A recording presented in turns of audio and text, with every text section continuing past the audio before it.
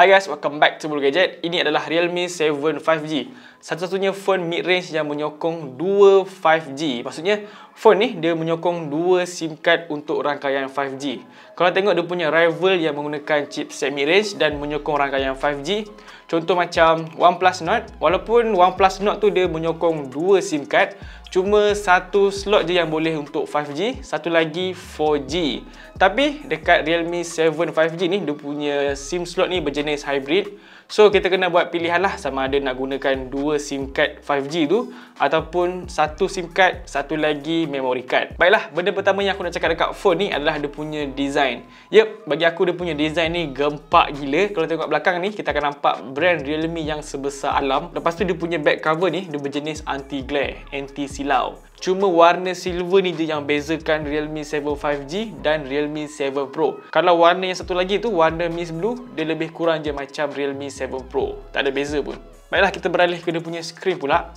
Seriously, dia punya screen ni lebih smooth berbanding dengan Realme 7 dan juga 7 Pro. Itu disebabkan screen dekat Realme 7 5G ni, dia mempunyai refresh rate sehingga 120Hz.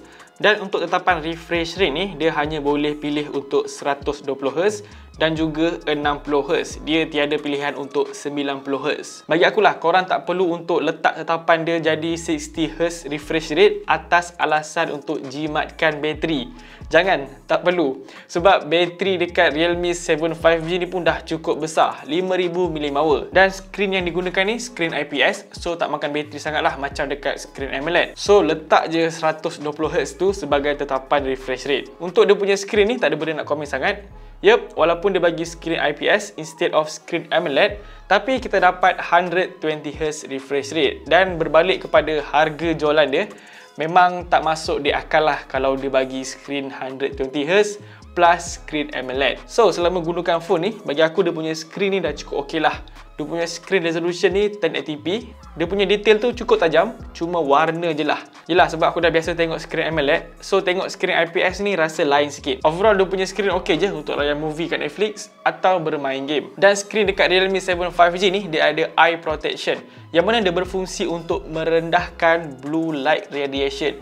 So bagi korang yang selalu sakit mata tengok screen phone ni lama-lama, bolehlah korang gunakan fungsi ni. Korang boleh set dia secara automatic ataupun secara manual. Baiklah, untuk spesifikasi engine dia, dia menggunakan chipset MediaTek Dimensity 800U 5G. Prosesor dia 7nm, RAM 8GB, internal storage 128GB.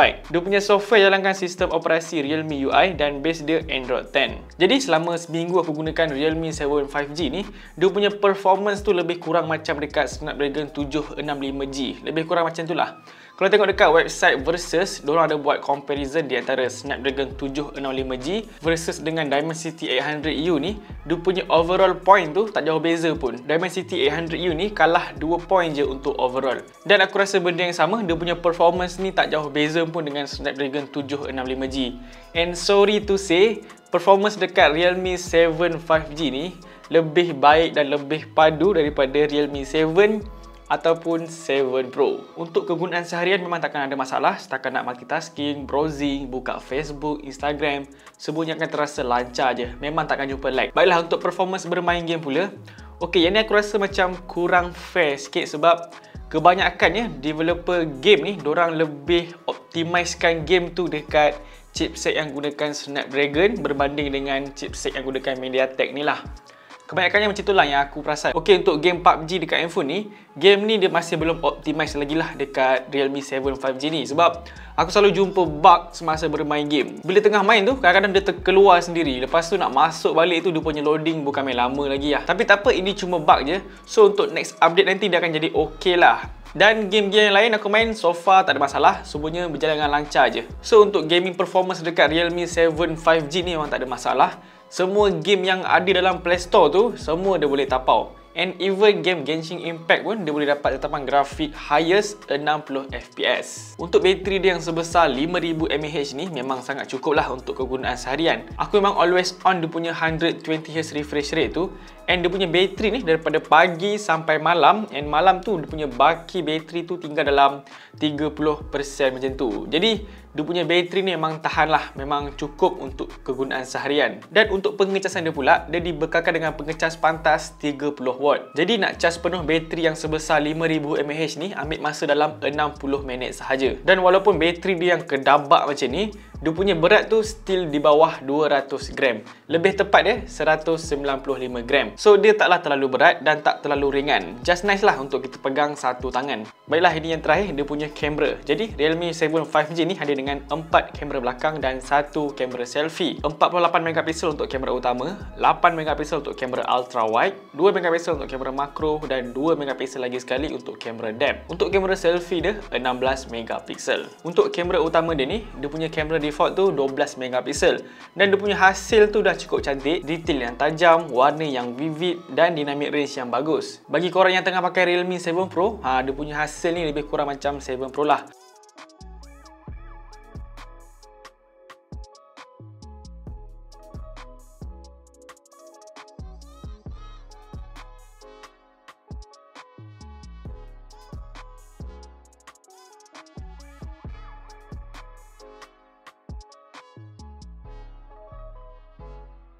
Okey, ini adalah hasil rekaman kamera depan untuk Realme 7 5G pada resolusi 1080p 30fps. Kalau tengok kat sini dia macam ada filter, padahal aku dah matikan semua filter. Dan kalau tengok dia punya kestabilan, not bad. Stabil juga. Dan dia ada satu lagi fungsi ultra steady, nanti kita try macam mana. So macam mana dia punya kamera depan untuk Realme 5G ni. Warna awan tak nampak sangat mungkin sebab ya, sekarang nak hujan. Ini pun dah gerimis ni. Okey, ini aku dah on dia punya ultra steady. Dia punya kamera tu dia jadi macam zoom sikit. So, better lah sebenarnya untuk kestabilan image ni. Yang ni nampak lebih stabil lah lepas on dia punya ultra steady tu.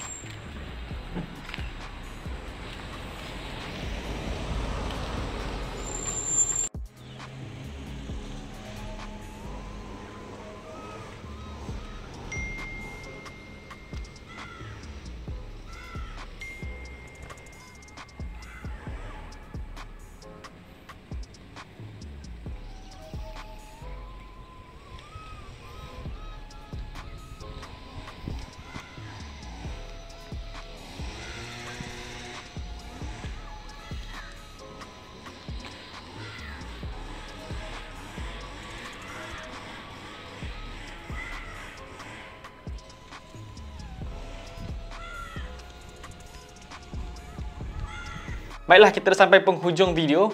Persoalan dia, adakah berbaloi untuk kita beli Realme 7 5G ni? Dan jawapan dia yes, 100% berbaloi. Aku agak terkejut dengan harga jualan dia. Dekat video unboxing hari tu, aku expect dia dalam 1,500 sehingga 1,600. Rupa-rupanya tak. Dia dijual dengan tanda harga RM1,299. Murah sangat lah Realme. Tapi baguslah untuk Realme fans ataupun pengguna phone-phone lain yang nak cari phone 5G yang mampu milik.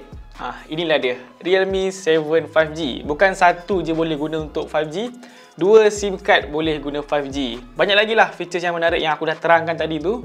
Itulah kita akan dapat untuk RM1,299. Dan dekat Realme 7 5G ni, dia ada NFC. Realme Malaysia memang jarang masukkan NFC dekat phone mid-range diorang.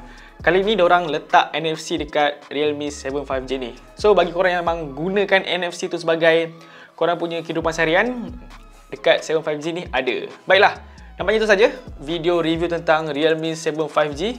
Macam biasa, jangan lupa untuk tinggalkan like dan juga subscribe channel Bulu Gadget. Kita jumpa lagi di next video. Bising kita tu. Kat mana tadi? Assalamualaikum dan bye-bye. Peace.